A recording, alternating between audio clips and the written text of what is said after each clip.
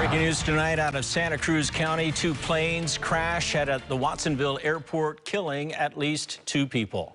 Thanks for joining us tonight at 8. I'm Ken Wayne. I'm Pam Moore. That crash happened just after 3 o'clock this afternoon. 2 small planes collided while the pilots were on their final approaches to the Watsonville Municipal Airport. We are being told 1 person was on board one of the planes. 2 people were on board the other. KRON 4's Justin Campbell live at the Watsonville airport tonight. So, Justin, what's the latest on the investigation?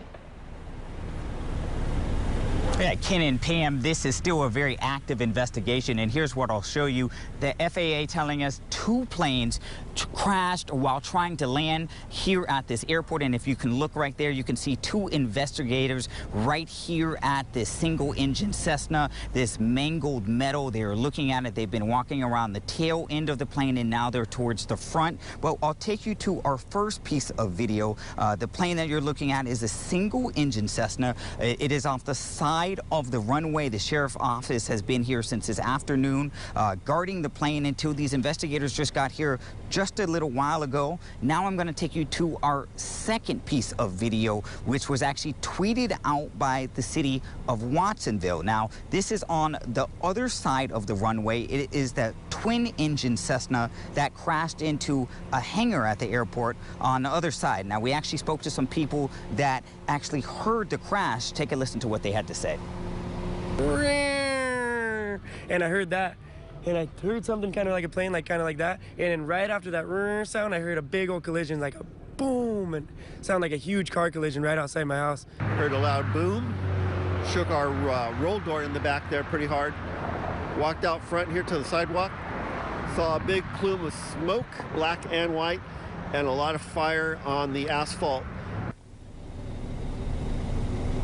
Now, the FAA reported no injuries on the ground, and from people that we spoke to, they've said that the fire department was here right away. Now, the 2 people that were killed, unfortunately, they have not been identified yet, and when we get that, we'll give it to you. Ken and Pam?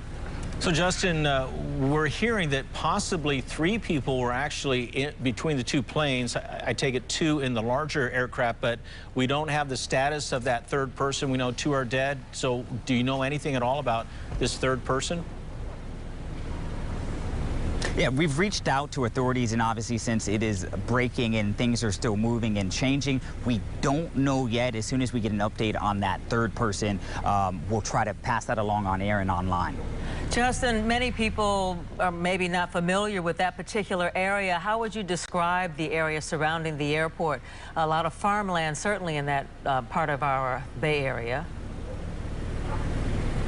A lot of farmland, but also right where I'm standing, right behind us, there are homes. This is a residential neighborhood.